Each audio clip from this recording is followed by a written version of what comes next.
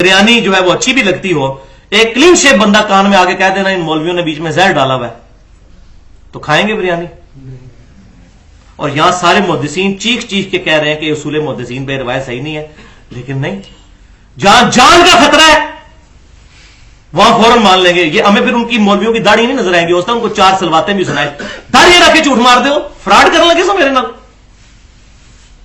कोई made in China mobile made in Japan करके बेच दे तो उसको 4 सलवातें सुनाएंगे कि यार तू दाढ़ी पगड़ी पहन के और ये तस्बीह पकड़ के करता है, और दीन के मामले इतने बड़े बड़े बुजुर्ग पागल है, इतने बड़े बड़े बुजुर्ग पागल है। दीन के मामले में ये फिर हशर भी वही होना है। तो दीन को भी जब उतना कम से कम सीरियस लें जितना हमने दुनिया को लिया हुआ है, जितना बच्चे को स्कूल में दाखिल करवाने के लिए 10 बंदों से मशवरा करते हैं, दीन के लिए भी जरा जाए ना। अगर मैं नंगी बात वही करने लगा हूं, अगर एक कादियानी पूरी जिंदगी सिर्फ कादियानी उलमा से खत्म नबूवत समझता रहेगा और अहले सुन्नत के पास नहीं आएगा तो उसको रफल कैसे समझ आएगा खत्म नबूवत का मसला। इसी तरीके से अगर एक बरेलवी देवबंदी और अहले हदीस अपने अपने मौलवियों से मसले पूछता रहेगा, किसी दूसरे के पास नहीं जाएगा, उसको कैसे पता चलेगा गलती लगी हुई है? तो सबके पास जाना होगा। और फिर अल्हम्दुलिल्लाह इन मौलवियों ने यह एहसान उम्मत पे कर दिया, किताबें ट्रांसलेट कर दी हैं, अब खुद जाके आप चेक कर सकते हैं। अब इनकी किताबें दिखाएं तो कहते हैं नहीं ये अवाम के पढ़ने के लिए नहीं है, तो अवाम के लिए पढ़ने तो हमने तर्जमा क्यों किया? पैसे कमाने के लिए? आपके लिए तो अरबी भी काफी थी, अवाम के लिए किया है, तो अपने लिखे हुए तर्जुमों से फिर जाते हैं। तो ये 2 नंबरी की जो है वो इंतहा है। अब इस कॉन्टेक्स्ट में जरा दिल थाम कर, मैं इतनी सख्त गुफ्तगू करता ना तो शायद किसी को हजम ना होती, लेकिन ये अल्लाह की करोड़ों रहमतें हो इमाम बुखारी रहमतुल्लाह अलैह पर, उन्होंने बड़े सख्त अल्फाज के साथ गुफ्तगू की है, वो मैं वर्ड बाई वर्ड आपको गुफ्तगू सुनाने लगा हूं ताकि ये इशू रिजॉल्व हो जाए। इमाम बुखारी रहमतुल्लाह अलैह ने 122 अहदीस जमा की हैं, अलग से एक हदीस की किताब लिखी है जो सही सनद से तमाम मुहद्दिसीन ने साबित किया कि उनकी ही किताब है, जैसे कि सही बुखारी, उसका नाम है जुज रफउल यदैन। जुज कहते हैं हदीस की उस किताब को जो सिर्फ एक टॉपिक पे लिखी जाती है। सही बुखारी जो है इसका नाम है अल जामिउ सही, जामे किताब है सही हदीस की, लेकिन जुज जिसमें सिर्फ एक टॉपिक हो।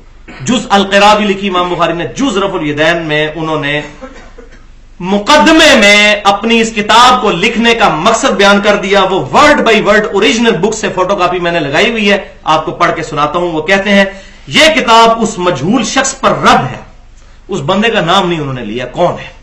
ऐन मुमकिन है उनके जमाने में कोई ऐसा शख्स हो, जैसा कि इब्न जोजी रहमतुल्लाह के जमाने में एक यजीदी था, तो उसके खिलाफ इमाम इब्न जोजी ने वो किताब लिखी शोराफाक की, उस सरकश का रद है जो यजीद को बुरा कहने से मना करता है। तो हो सकता है कि इमाम बुखारी के जमाने में भी ऐसा कोई सरकश हो। तो कहते हैं ये उस मजहूर शख्स पर रद है जिसने नमाज में रुकू के वक्त और रुकू से सर उठाने के बाद वाले रफुल यदैन का इनकार किया।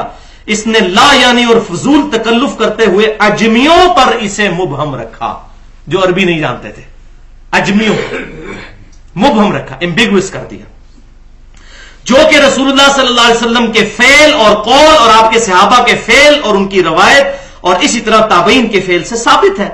सलफ सालेहीन ने इस मसले में सही अहादीस की पैरवी की है। अल्लाह उन सलफ सालेहीन पर रहम फरमाए और उनके साथ अपने वादों को पूरा फरमाए। लेकिन इस मुनकिर ने, इस रद्द करने वाले ने अपने सीने की कदूरत और दिल की तंगी जाहिर की है। इसने रसूलुल्लाह की सुन्नत से नफरत और अहले सुन्नत से दुश्मनी और तकब्बुर किया है। अंदाजा करें जो रफुल यदैन के खिलाफ बात करता है उसके बारे में। आगे तो उन्होंने हद ही कर दी। इस बिदअती के गोश्त, हड्डियों और दिमाग में बिदअत घुस चुकी है, गोश्त, हड्डियों और दिमाग में। और ये ना समझिए उनके अपने अल्फाज हैं, ये सुनन अबी दाऊद और तिरमिज़ी में सही हदीस है, मेरी उम्मत में ऐसे ग्रोह पैदा होंगे जिनके अंदर बिदअतें इस तरह सरायत कर जाएंगी जिस तरह बावला कुत्ता किसी को काट जाए उसका असर एक एक रगो रेशे में पहुंच जाएगा। ये हदीस के मुताबिक उन्होंने सही कहा कि बिदअत इसके दिमाग, गोश्त और हड्डियों में पहुंच चुकी है। इसके इनकार की वजह यह है कि इसने अपने इर्द गिर्द अजमियों का झमघटा देखकर धोखे का शिकार होकर अपने आप को उनसे मंसूब किया, जबकि नबी सल्लल्लाहु अलैहि वसल्लम ने तो फरमाया था कि मेरी उम्मत में से एक जमात क़यामत तक हक पर कायम रहेगी, कोई नुकसान पहुंचाने वाला उनको नुकसान नहीं पहुंचा सकेगा, वो गालिब रहेंगे। गालिब किस एतबार से? दलाइल के एतबार से, वरना तो पिटाई आज मुसलमानों की हो रही है। गालिब रहेंगे दलाइल, और आपको दलाइल बिल्कुल वन साइडेड है। जेड़ा बुखारी पढ़ता है गुमराह हो जाता है, कहना ना बुखारी मुस्लिम डायरेक्ट ना पढ़ो, हदीस डायरेक्ट ना पढ़ो, बंदा गुमराह हो जाता है। तो ये ठीक कह रहे होते हैं, बेसिकली गुमराह हो जाता है, उनको रास्ता ही गुमराही का नजर आ रहा है। अब सैयदना बिलाल की नजर से कोई नबी सल्लल्लाहु अलैहि वसल्लम को देखे तो पता चले ना। अबू जहल को क्या नबी सल्लल्लाहु अलैहि वसल्लम کی شکل مبارک دل کو کیا اٹریکٹ کرتی؟ جب اس نے دیکھنا ہی قدورت کی نظر سے. اس کو کہتے ہیں چشمہ لگا کے دیکھنا. جب چشمہ ہی ایسا لگایا تو آگے نظر ہی وہی کچھ آنا ہے پری ڈیٹرمنٹ رزلٹس کے ساتھ. تو وہ کہتے ہیں کہ قیامت تک وہ گروہ حق پر قائم رہے گا اور رسول اللہ کی تمام سنتیں اسی طرح جاری رہیں گی تاکہ آپ صلی اللہ علیہ وسلم کی مردہ سنتوں کو زندہ کیا جاتا رہے. وہ کہتے ہیں ہم انشاءاللہ اہل سنت کا دفاع کریں گے. اب پتہ چلا اہل سنت اصل میں ہے کون. شراب کی بوتل کے بعد روح افزا لکھ لینے سے، جامع شیری لکھ لینے سے وہ جامع شیری یا روح افزا نہیں بن جاتا. اہل سنت ہے کون؟ اب پتہ چلا اصلی اہل سنت کون ہے، جو کتاب و سنت کے منہج پر ہے. تو اس ٹاپک پہ مزید تسلی کرنی ہو تو یہ جز رفع الیدین آپ خرید لیں. 122 حدیثیں آپ کو میرا ہے 60-70 روپے کی ترجمے کے ساتھ مل جائے گی. اور الحمدللہ اسی کی کنٹینیوشن کے طور پر میں سمجھتا ہوں دور حاضر میں ایک بہت بڑے حدیث کے جو محدث ہیں شیخ زبیر علی زئی صاحب حفظہ اللہ، انہوں نے کتاب لکھی ہے نور العینین تقریباً 500 صفات پر. اور انہوں نے یہ ساری کی ساری چیزیں ایسی کنکلوڈ کی ہیں کہ میں کہتا ہوں آج اگر امام بخاری زندہ ہوتے تو ان کا ماتھا چوم لیتے. جس طریقے سے انہوں نے یہ تمام ایشوز کو ایڈریس کر کے اب یہ ہمیشہ کے لیے ریزالو، کیونکہ ہر زمانے میں نئے نئے بہانے شروع ہوتے ہیں نا، تو ہر زمانے میں لوگ پھر ان کا جواب دیتے ہیں. تو وہ اب آپ کو اگلے بہانے جو ہیں وہ اب انٹرسٹنگ پورشن اس کا جو ہے وہ علمی پوائنٹس کا شروع ہونے لگا ہے. لیکن ایک دفعہ دروشی پڑھ لیجئے. اللہم صلی علی محمد وعلی آل محمد کما صلیت علی ابراہیم وعلی آل ابراہیم انک حمید مجید. اللہم بارک علی محمد وعلی آل محمد کما بارکت علی ابراہیم وعلی آل ابراہیم انک حمید مجید. ہاں جی، علمی پوائنٹ نمبر 3 کہ بعض لوگوں کا یہ دعویٰ ہے کہ رکوع میں جاتے وقت اور رکوع سے اٹھتے وقت رفع الیدین منسوخ ہو گیا تھا. وہ مانتے ہیں جی ہم سینکڑوں حدیث ہیں، لیکن وہ پہلے کرتے سن بعد ہی ختم ہو گیا سی. پہلے کرتے تھے، بعد میں نبی صلی اللہ علیہ وسلم نے چھوڑ دیا.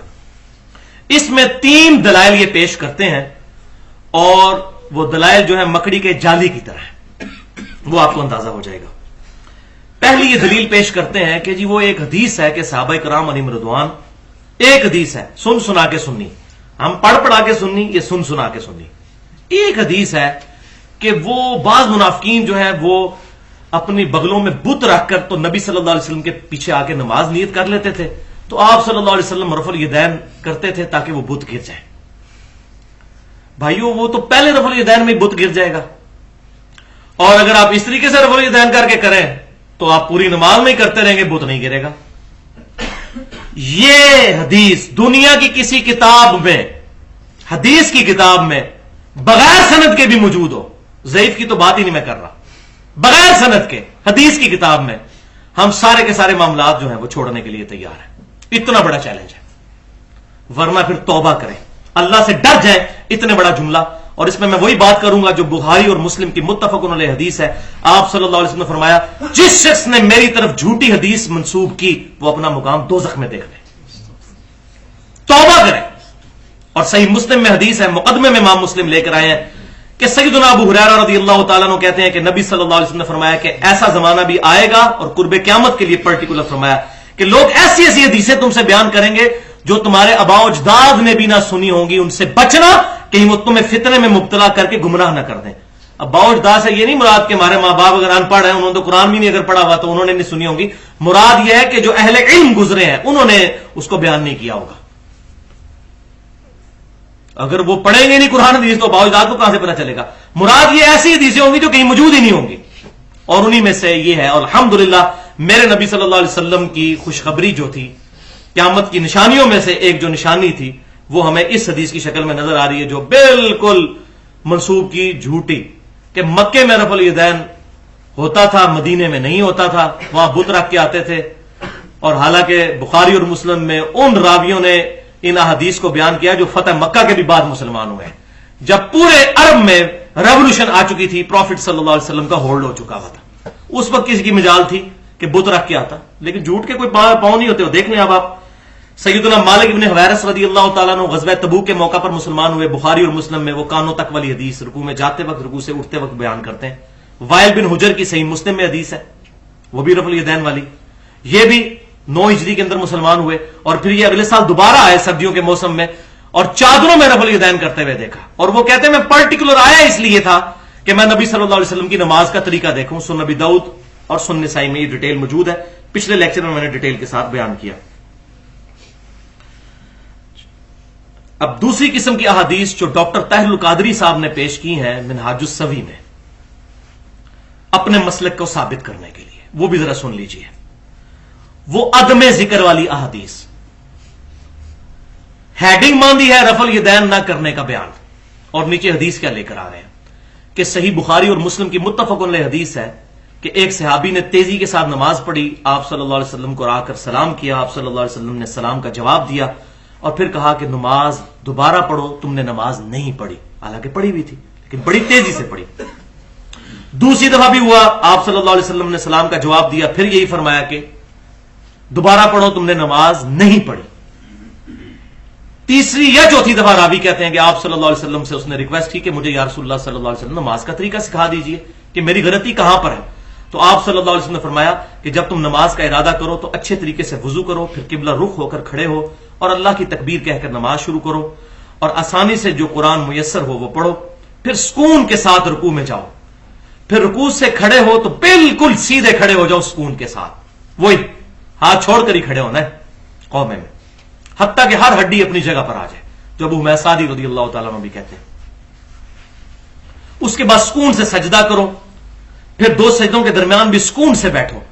یعنی وہ تیزی تیزی سے نماز پڑھ رہے تھے، آپ صلی اللہ علیہ وسلم نے ان کو ایک ایک رکن سکھایا جس میں وہ تیزی کر رہے تھے. پھر دوسرا سجدہ کرو، اس کے بعد بھی سکون سے بیٹھ جاؤ، اور پھر اس کے بعد دوسری رکعت کے لیے کھڑے ہو. یہ بخاری میں بھی ہے اور مسلم میں بھی، اور میں نے بخاری کا جو ترک پڑھا وہ انٹرنیشنل نمبر کے مطابق 6251 ہے. وہ کہتے ہیں دیکھیں جی، ڈاکٹر طاہر القادری صاحب کہتے ہیں اس میں رفع الیدین کا ذکر ہی کوئی نہیں، لہٰذا طریقے میں ہے ہی کوئی نہیں. تو بھائیو، اس میں تو سبحان ربی العظیم کا بھی ذکر کوئی نہیں ہے، اس میں سبحان ربی الاعلیٰ کا بھی ذکر کوئی نہیں ہے، اس میں التحیات للہ والصلوات والطیبات کا بھی ذکر نہیں، اس میں پہلے رفع الیدین کا بھی ذکر نہیں، وہ بھی منسوخ ہو گیا. جھوٹ کے پاؤں نہیں نہ ہوتے. یہ تو ان کی غلطی ان کو بتائی جا رہی تھی کہ وہ کہاں پر غلطی کر رہے ہیں، وہی غلطی تو ایڈریس کرنی تھی. تو اس کو کہا جاتا ہے عدم ذکر، کہ یہاں پر جس چیز کا ذکر ضروری تھا وہی کیا، باقی کا ذکر عدم ہے. یعنی وہ جس کو ہم کہتے ہیں انڈرسٹوڈ ہے کہ وہ تو کام کرنا ہی کرنا ہے، لیکن تمہاری یہ غلطی ہے، اس کو دور کرو. یہ روایتیں پیش کرتے ہیں اور کہتے ہیں رفع الیدین کا ذکر نہیں، پہلے کا بھی نہیں ہے. اور حالانکہ خود اس حدیث پر عمل نہیں کرتے. اس میں ساتھ ہی موجود ہے کہ دوسرا سجدہ کر کے بھی بیٹھ جاؤ اور پھر دوسری رکعت کے لیے کھڑے ہو. تو اس میں پنجابی میں اس کی ٹرانسلیشن صحیح ہو سکتی ہے، دل بےمان تے اجتا ٹیر. اگر دل میں بےمانی آ جائے نا تو پھر دلائل بہت زیادہ ہے، بیان کرتے جائے. اگر اسی حدیث پر عمل کرنا تھا تو 6251 میں موجود ہے دوسرا سجدہ کر کے بیٹھ کے اٹھو، تو اس طرح کرے نا اس پہ عمل. لیکن وہ نہیں کریں گے، وہ اپنے فرقے کے خلاف بات ہو جائے گی، پھر تو بات کہیں اور نکل جائے گی. تو دل بےمان تے حجتا ٹیر، یعنی اگر دل میں بےمانی ہو تو پھر دلائل بہت سے کھڑے جا سکتے ہیں. اسی طریقے سے بخاری اور مسلم سے ایک اور حدیث پیش کرتے ہیں، اس پہ امام بخاری نے باب باندھا ہوا ہے تکبیرات کا بیان، کہ سیدنا ابو ہریرہ رضی اللہ تعالیٰ عنہ جب بھی نماز شروع کرتے تو اللہ اکبر کہتے، رکوع میں جاتے تو اللہ اکبر کہتے، رکوع سے سر اٹھاتے تو سمیع اللہ لمن حمیدہ ربنا ولک الحمد کہتے، سجدے میں جاتے تو اللہ اکبر کہتے، سجدے سے سر اٹھاتے تو اللہ اکبر کہتے، دوسرے سجدے میں جاتے تو اللہ اکبر کہتے، کرتے کرتے 22 دفعہ اللہ اکبر کہتے. اینڈ پہ وہ کہتے کہ میں تم سب سے زیادہ رسول اللہ صلی اللہ علیہ وسلم کی نماز سے واقف ہوں. آپ صلی اللہ علیہ وسلم اپنی وفات تک اس طریقے سے نماز پڑھتے رہے. وہ کہتے دیکھو جی وفات کا بھی ذکر آ گیا، رفع الیدین تھے کوئی نہیں ہے. وہ بتاتے نہیں کانٹیکسٹ کیا ہے. پورا چیپٹر ہے بخاری اور مسلم میں کہ بنو امیہ کے شریر گورنروں نے تکبیرات کہنے کی سنت چھوڑ دی تھی، ان کو ایڈریس کیا تھا سیدنا ابو ہریرہ نے کہ تم تکبیرات نہیں کہتے، کیوں؟ اس میں تو پہلے رفع الیدین کا بھی ذکر کوئی نہیں، تو وہ بھی ختم ہو گیا. پھر اس میں سورۃ الفاتحہ کا ذکر کوئی نہیں، سبحان ربی العظیم کا ذکر کوئی نہیں، سبحان ربی الاعلیٰ کا نہیں. اور مارے بھی بولے بھائی اٹھا کے آ جاتے ہیں، وہ جی حدیث نکال دیجیے انہوں نے بخاری مسلم سے.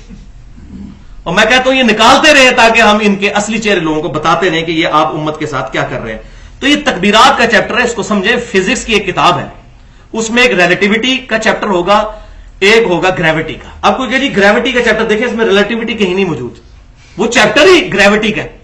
ریلیٹیوٹی کے چیپٹر میں ریلیٹیوٹی کی باتیں ہوگی. اسی طریقے سے تکبیرات والا چیپٹر یہ ہے، اور نماز کا رفع الیدین پہ پورا چیپٹر الگ سے ہے بخاری اور مسلم میں، اس میں رفع الیدین والی حدیثیں ملیں گی. اس کی طرف نہیں جاتے اور امت کو دھوکہ دینے کی کوشش کرتے ہیں. میں وہی بات کروں گا وَأَنْتُمْ تَعْلَمُونَ، تم جانتے تو ہو.